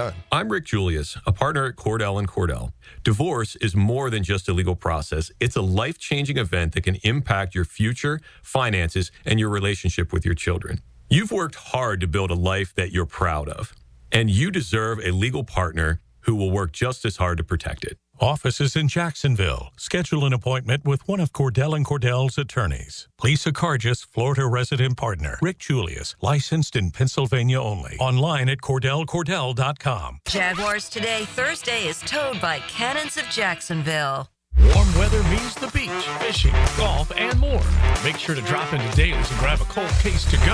From Bud Light to their seltzer, from Mick Ultra to Modelo, or your favorite crafts like Old City or Sweetwater. Grab and go at your local Daly's. What's the major difference between a crocodile and an alligator? The answer next. Lightning, storms, and hurricane winds can ruin recent home improvements. Let Southern Oak Insurance review your policy today. Visit us online at southernoakins.com. Our family protecting yours. Southern Oak Insurance. While an alligator will see you later, a crocodile will see you after a while. Southern Oak Insurance. Our family protecting yours. I'm Max Fink. Join me for the Gator Report on 1010XL as I break down the latest storylines in Gator Nation. Put together by San Jose Collision on the home of the Florida Gators, 1010XL. Go, Gators! Your Jacksonville Sharks are back and ready to take the field for the 15th anniversary season. The Drive for Five starts Sunday, April 6th as your Sharks take on the Las Vegas Nighthawks. Ask about special ticket pricing for all you sports teams at jacksharks.com or call 904-621-0700. 904-621-0700. Go Sharks! Prosser here. Sharks football is back. Come celebrate the 15th anniversary season this Sunday, April 6th, as the Sharks take on the Las Vegas Nighthawks in their home opener at the VyStar Veterans Memorial Arena. Already 1-0, the Sharks look to crush Vegas on Pirates and Princesses Night. Have some family fun and break out your best pirate hat or tiara. We're naught but humble pirates. For tickets and special pricing for youth sports teams, go to jacksharks.com or call 904-621-0700. That's jacksharks.com or 621-0700. Attention golfers, Hidden Hills Golf Club is an attractive destination for golfers all over the Southeast. You too will enjoy our classic Arnold Palmer design that will test your game and keep you coming back. Book a tee time at hiddenhillsgc.com. If you are an experienced electrician looking for your next big opportunity, look no further than the Miller Electric Company, a trusted name in the industry for over 96 years. At Miller Electric, we tackle the biggest projects in the city, offering you the chance to showcase your skills on a grand scale. We believe in rewarding hard work with the best pay, top-notch benefits, and an unbeatable culture where people actually care about each other. Take your career to new heights with Miller Electric Company. Apply today at millercareers.com. Miller Electric, an equal opportunity employer. Plumbing problem? AC not blowing cool? Septic tank backing up? No need to call 3 different companies. Just call Duck Duck Rooter. At Duck Duck Rooter, we do it all. Plumbing, septic, and air conditioning with expert technicians in each department. One company, one call, one easy bill. No hassle, no runaround, just fast professional service from highly skilled techs who know their stuff. Need help? Call 904-862-6769 today and let Duck Duck Rooter handle it all. DuckDuckRooter.com. Yo, it's your main man E.T. here, and it's time to make those summer break plans. Clay County is calling. From paddleboarding on Doctor's Lake to reeling in the big one on Black Creek or cruising the St. Johns River. There's no better place to dive into warm weather fun. Enjoy live music, local festivals, food trucks, and fireworks lighting up the night. Discover scenic parks, hidden trails, and must-visit local gyms. Your summer adventures start here. Visit exploreclay.com. 1010XL is presented by Farah & Farah, exclusive injury law firm of the Jacksonville Jaguars. Protecting you and your family. Call 396-5555, Jacksonville. Now, the cool down from the cool guys at Donovan Air Electric and Plumbing. Fast, reliable, and honest service since '87. Shut your flycatcher over there, D-Rock. All right, breaking news on the breaks that, it only has to do with my golf game. So that's, D-Rock could not believe I birdied 14 at Southampton yesterday. It was a stunning accomplishment for me. I feel like that's the toughest hole on the course. Tough hole, yeah. It is. For me, it's always been my toughest hole. Anyway. Especially with the greens and the condition they're in. Hey now, and no lies told. All right, I'll just say that. There was a time when I would have taken offense to that comment. Tony was not the greenskeeper. He was the official assistant greenskeeper. Assistant to the assistant Assistant to the cart. I knew the guys who took care of the greens. I used to be so jealous. Tony would come in when Tony did a little moonlighting over at Southampton. Did some cart stuff and whatever. And, it's a great job. Right. I loved it. When I retire, I will hopefully be a cart guy somewhere. Right. And Tony come in, he'd be all trim because he's walking around all day. He'd be all tan. And I'm like, this guy's got it going on over here, man. Mr. Cart guy. Golf 3-4 days a week for free. That was a good gig. Yeah. That actually sounds like the perfect retirement. Yeah. A lot of places only let you play like one day a week. Yeah. They have like a staff day. Yeah, like caddy day. And then it's the only day you can use the pool. Yeah. And at Bushwoods. So, all right. Why don't we hit today's 10-10 take, Mr. Denmark?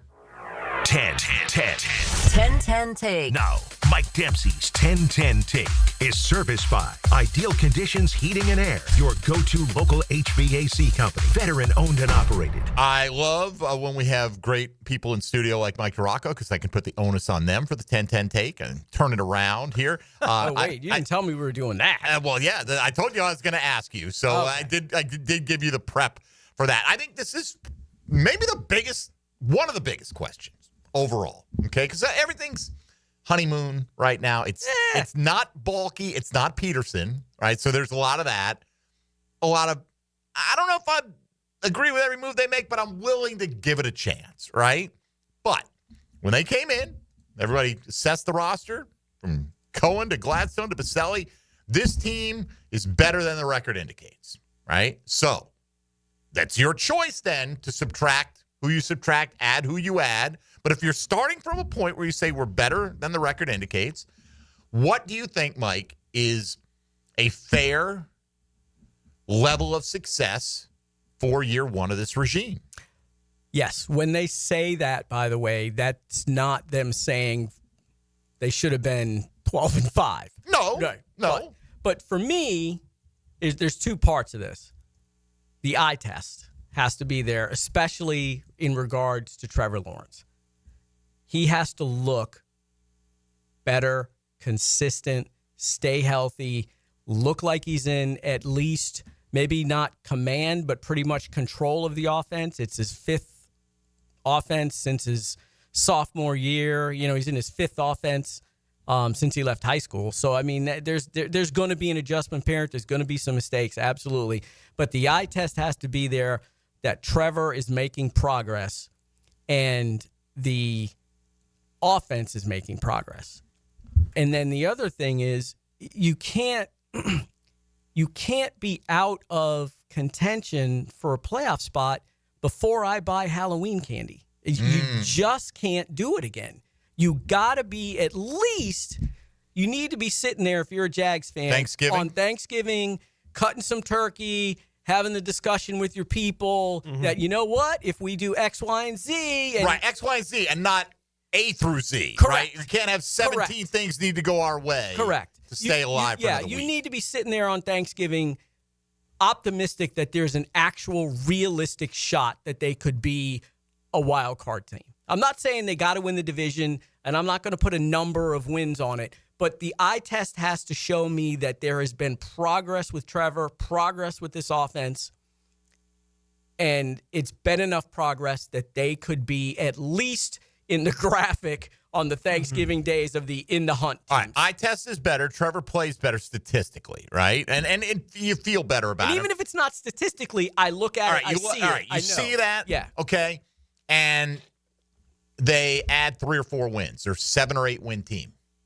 That's depend. Yeah. I mean, that would be progress to me. Does it depend on how they come? Because, like, if you're in... No, because that defense was so bad last year. If they're better defensively and that is carrying him in some of those wins, that's fine. No, I mean in terms of, like, early season, late season. Like, if you're sitting there on Thanksgiving and you've got 6 wins and you're like, okay, we got a path to maybe 10 or 11 wins or whatever, and you end up with 7, then you're going to feel like it's a collapse.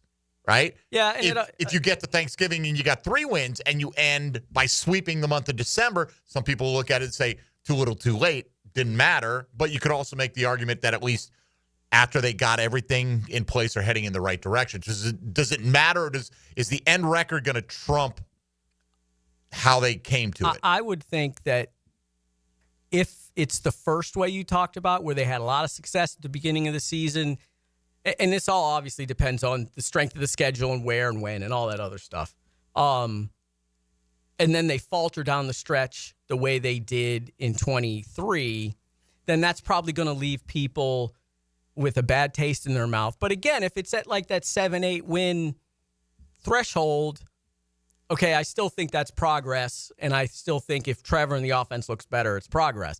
But would you rather that, or would you rather the way it started last year and then they get hot? I think for this team, I think this fan base would much rather see, okay, they struggle early, but then they start figuring stuff out. The offense starts looking better. Trevor starts looking better.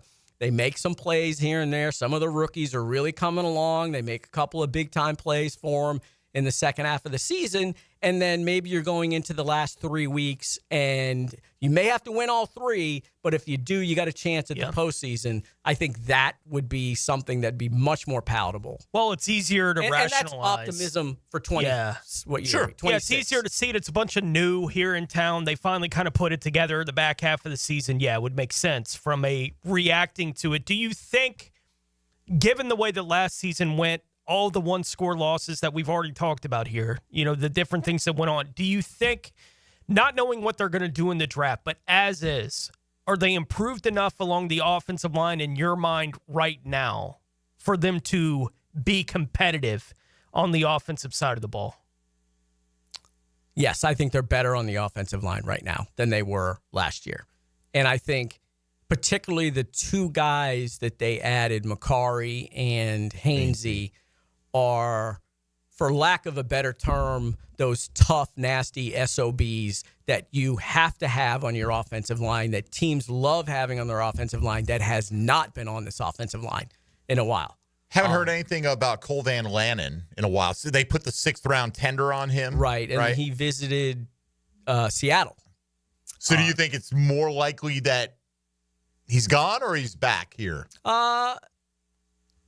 They clearly liked him enough to bring him back. It just depends on what the Seahawks, like I would expect as we get closer to the draft, if there's going to be any movement, it would be, right around the week before the draft or maybe halfway through the draft you realize, you know what, we had a plan to maybe fill these spots, but we missed out on certain guys because we couldn't maneuver around the board, whatever, right.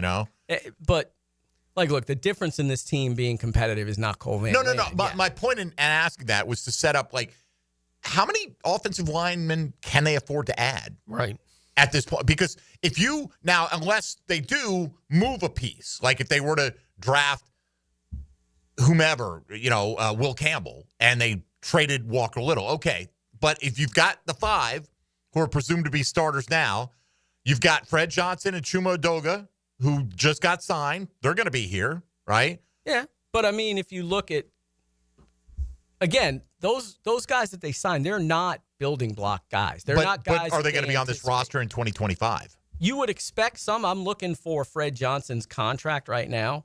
Didn't he sign a 1 year? 1 year, $1.2 million contract. So if he doesn't work out. Right, but I feel like that at that cost, he started 6 games for the Super Bowl champs last year. At one point, he's NFL veteran minimum contract. That's what that is. Right. So, yeah. I feel like that's almost too valuable to let go. If you've got a guy that can step in the pinch and start at tackle for you. Here's the thing I'd tell you, too. Clearly, they did not think very highly of Javon Foster. And clearly, Cooper Hodges, you can't count on at all. There's no guarantee. So they're 2 offensive linemen down now. Sure. But they're right now they're sitting at 7 that you'd have to bet are on the opening day roster, barring a trade, right? With the 5 starters and the 2 swing tackle type guys that they signed, because they went out and signed those guys. Right? So you got them.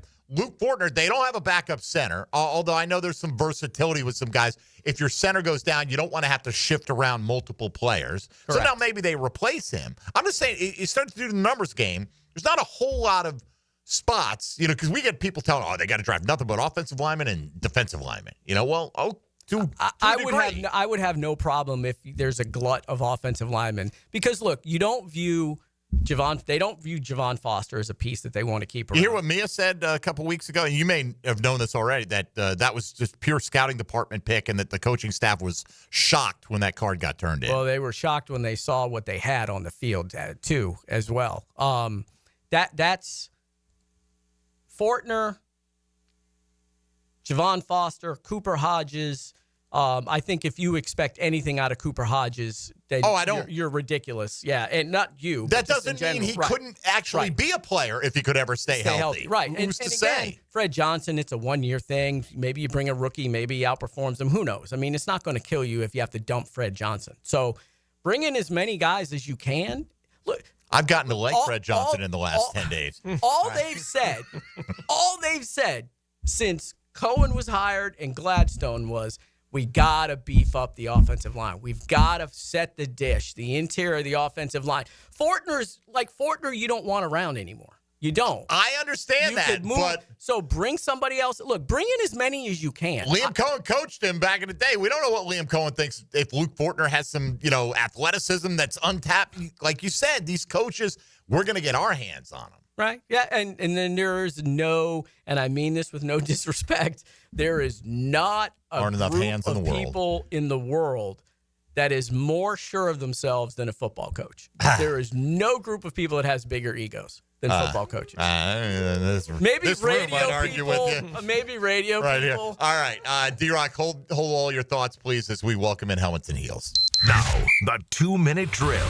Serviced by Cool Cats Heating and Cooling. Locally owned and operated. We're your neighbors. CoolCatsJacks.com. The coolest cats in town.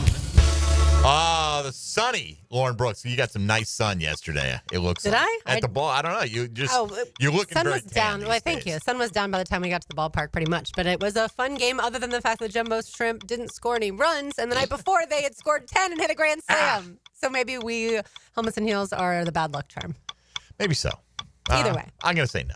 I'm saying Thank you. just coincidental some nights circumstance. it's just scored too many runs. It happens that way. First So night. what's cooking today for the ladies? Yeah, can I react to D-Rock's comment Please that do. nobody's more sure of themselves than football coaches? Have you walked along the sidelines at training camp, D-Rock? And I know you have. Yes. And heard some of those media members. They are also very full of themselves. That's probably fair.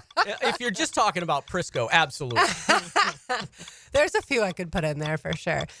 So we'll, of course, talk Jags. Want to discuss what defines success for this group in season one. I think just saying that, yeah. Yeah, I think that it's a great topic to build off of. We already had the conversation of who's under more pressure. Curious to hear y'all's thoughts. Is it Liam Cohen or Trevor Lawrence this season? I told Taylor yesterday my gut is Trevor Lawrence. Yeah. And I could probably come up with an argument, a list, and go back and forth, and you could have a reasonable conversation about it. But I would say Trevor. Yeah, right? I don't think Liam Cohen's under any pressure this year at all. Because if Trevor's not any good, we'll find out relatively quickly. You know what I mean? So everything will get blamed on Trevor because we blame it on Trevor now anyway. So I. But think, he's supposed to come in and get the best out of Trevor. Yeah, but it doesn't all. Yeah, but I wouldn't have expected the best out of Trevor right away. In year We one. long for the days of 2022. Those days were so fun. All those comebacks. It was the a night decade and a games. half. Tony, who's under the most pressure? 2022 was a decade and a half ago. No, 2017 feels like a decade The and a half ago. quarterback is, especially with the new coach, it's going to be the quarterback. The one that's been here for a while. Yeah, Trevor Lawrence. See, to me, the only argument that I made is Trevor's here for the next 5 years. Liam Cohen might not be here for the next 5 years. Like, we don't know for sure that it's going to happen. I would argue that Liam Cohen is locked in for 3 years. It would have to be like, you'd have to be like 1-16 for the next couple of years because their fates are tied to one another. Very right? much so. So it's hard to say which one is under more pressure because whenever, especially Trevor, if he's not succeeding, Cohen's going to feel all that pressure too. I just feel like they're pot committed for the next 3 years. Yeah. You've changed coaches enough. And now you've got all the stadium construction, reduced capacity on the road. We don't need to be taking on a whole new. He's not going anywhere, barring Hugh Jackson level catastrophe. I mean, seriously. So. But at the end of the day, at least Shad's money keeps growing, so he's a happy camper. Did you see in 2012 what he was worth versus now? I know it went up another 10% from the year before, right? It was like $2.5 billion in 2012, and now it's 13. You mean the team? No, Shad himself. Oh, he's Shad's- worth way more than $2.5 billion, isn't he? Yeah, in 2012, he was worth $2.5 billion.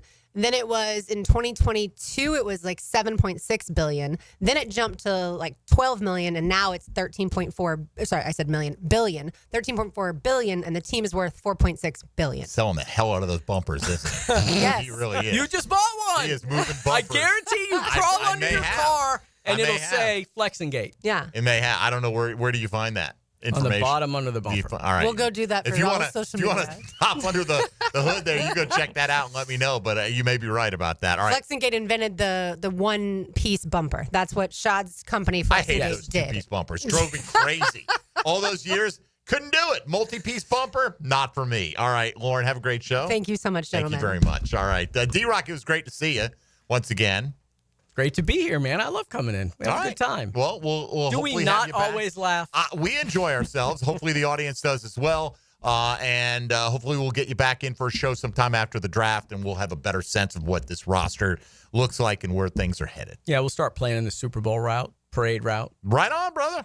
I'm for it. We're all here for it, as the kids like to say. All right, for Tony Smith, for Mike DiRocco, and for Dylan Denmark, I'm Mike Dempsey. Helmets and Heels is next. Jaguars Today returns tomorrow from 10 to noon with Tom McManus with us on 1010XL and 92.5 FM.